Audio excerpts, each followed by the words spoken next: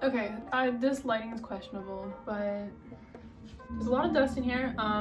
Anyway, so if you're watching this video, you probably want to be a model. Our model friend has come from my TikTok. Like, I've had YouTube for a couple years now, and I tried making YouTube videos and stuff every once in a while. It never really worked out, so I didn't really pay much attention to it. I'm better at putting together small socials like Instagram and TikTok and stuff. People on my TikTok have been requesting me to make a YouTube, so I'm just gonna revamp this one that I already have. And so if you didn't already know, I just want to introduce myself. I want to tell you guys how I started modeling, because my path is not the typical one, you know. So I think there's like every model has a different path. This one's mine if you care to be interested and watch it. I know I'm gonna hate this when I'm looking back at it, because like I don't like my face flipped or reversed. Except I kind of like this angle, so we're just gonna talk like this. So when I was younger, I started wanting to get into modeling because basically the background is kids used to bully me for how I looked. Very typical. Amongst all my model friends, they were the same. People would bully them. I think everyone called me a different name for every different one of my traits. Like for my hair, for my eyes, for my height, for my weight. I was bullied on a bunch of different things. Anyway, I decided after a while, you know, I love modeling, I love fashion. I was watching Chanel shows since I was a kid with my mom. I don't think that I really always wanted to be a model. That was never like the plan when I was younger. I think the plan was to go to college, probably engineering or tech school or something like that. When I was in 8th grade, I went to like a modeling agency. They said that there was no space for me in the market and that nobody would be interested in me, so they didn't sign me. I was like, whatever, I'm in 8th grade. I still have time. I was just testing it out. And that was just like a local modeling agency that I just tried out looking on the internet. So yeah, so in 8th grade, I ended up getting rejected, whatever. It was kind of sad, kind of wasn't. I don't remember that day being so terrible.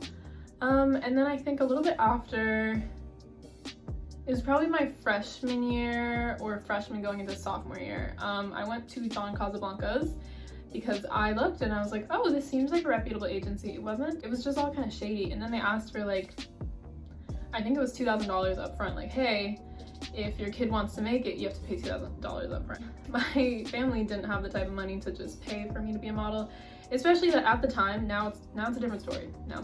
But at the time, I didn't want to go into acting. And they were like, yeah, this money's gonna pay for modeling classes and acting classes. And I understand maybe acting classes, but if anyone ever asks you for money to become a model, back out of that contract, don't sign it, don't go with them. You don't need modeling classes to be a model. They teach you everything through the job.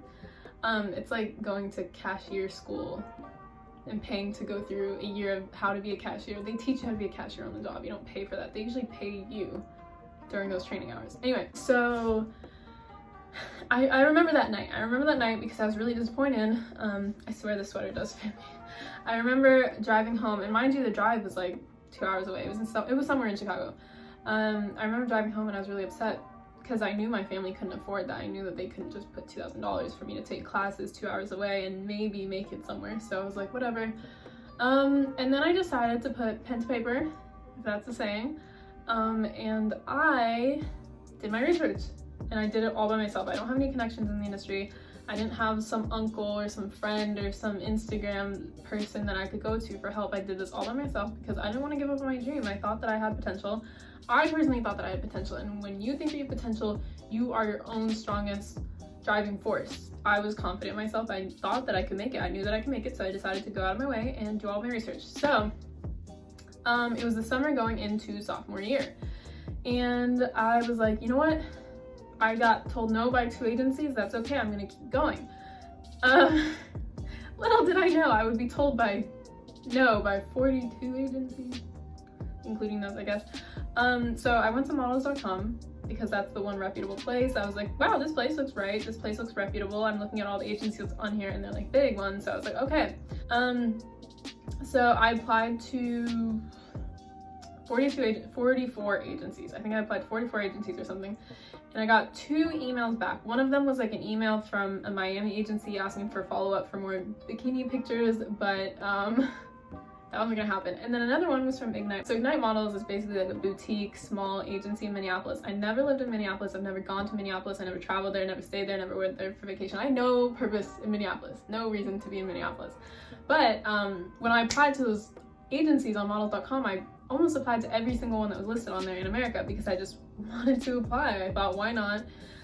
So I got together all of my digitals, which I'll show on the screen. I mean, I might as well. I'll show on the screen the digitals that I submitted, and maybe those got me in, maybe those didn't. I don't know. Those were the ones that I submitted to all those agencies, and I was really young at the time, and I was much shorter than I had listed. I said that I was like 5'10", I was like 5'8" or something. But I was also 15 or 14 or something at the time. I was 15, I'm pretty sure.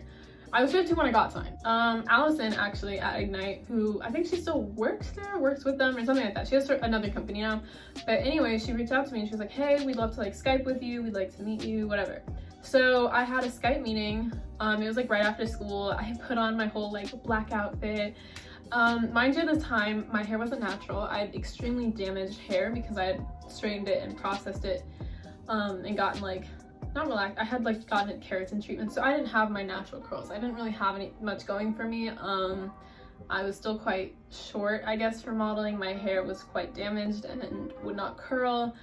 And I also had quite some bad acne, which I will attach here, which is all the acne that I had growing up. Ignite ended up liking the Skype, and they were like, hey, we'd like you to come out. I could have driven up there. It was my stepdad that flew out with me. So we went to Minneapolis, we had a meeting. I think we took some digitals, which I will attach here, my first digitals, oh my god. And they offered me a contract, and anyway, so it was like a big deal. It's not like a crazy big agency, it was just some other agency which basically like trains you, develops you over the years. You know, they're not going to charge you money to develop you, they just do it for free, and then book you a bunch of little jobs and stuff. Yeah, I was super excited about that. I was really happy because I was like, whoa, they're signing me, I must be worth something. Anyway, so my family debated a bit, like, are we gonna sign this? What are we gonna do? They handed me a packet of like workouts and food you can eat, and like places to get your eyebrows done and nails, and like spas and salons and skincare specialists and stuff like that. So I was really excited. I don't remember when, but it was probably like a couple months later or something. I had my first photo shoot with Brian Whiteley, my first paid test shoot, and I'll attach some images here. And I remember that day because I have some behind the scenes photos. And my skin was bad. I had one massive cyst, so it was like bulging out, kind of like what I have now, but we're not gonna talk about it. So that's how I signed with Ignite, and whatever, I can do another video on like talking about modeling and like how model development was, but I'm not here to talk about that. I'm here to talk about how I became a model. So second part of that is now I'm in New York. So y'all are probably like, how did she go from a small agency in Minneapolis to a big agency in New York?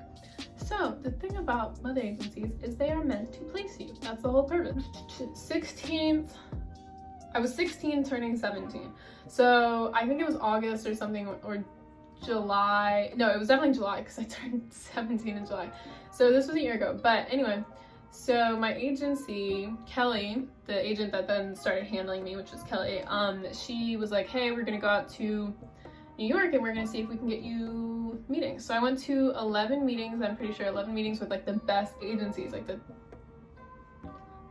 the top modeling agencies in New York, like only the good ones. So I got a contract with Fusion and I ended up signing. So that's who I'm with now. And so my agents were like, hey, you're gonna come out to New York for the New York Fashion Week casting. So I went like right after I turned 17. So it was like August or something. The end of August, I had to like cut a little bit of school out and be like, yeah, I'm going to New York to do New York Fashion Week. I didn't end up getting any shows the first time, and then I went out to the second season and I also didn't get any shows. And then I went out this season, I also did not get any shows, which is okay because as you guys have heard through this entire video, I have been through rejection and it hurts sometimes, but that's life. Also with Corona, I mean, like the shows were very limited. I got the Cynthia Riley lookbook. I got a luxury handbag lookbook. I did another lookbook just like last week. So, you know, New York is slow right now, but that's okay because it's trying to recover from Corona, which is normal. That's basically the story of how I became a model. Yeah, but I want to do another video on some questions. So if you have questions, leave them below. I'll probably be pulling them from TikTok more because TikTok is very active. So anyway, thank you for watching. And yeah, if you have any questions, leave them below. Comment, subscribe, like, follow me on Instagram and TikTok. Okay, love you guys. Bye.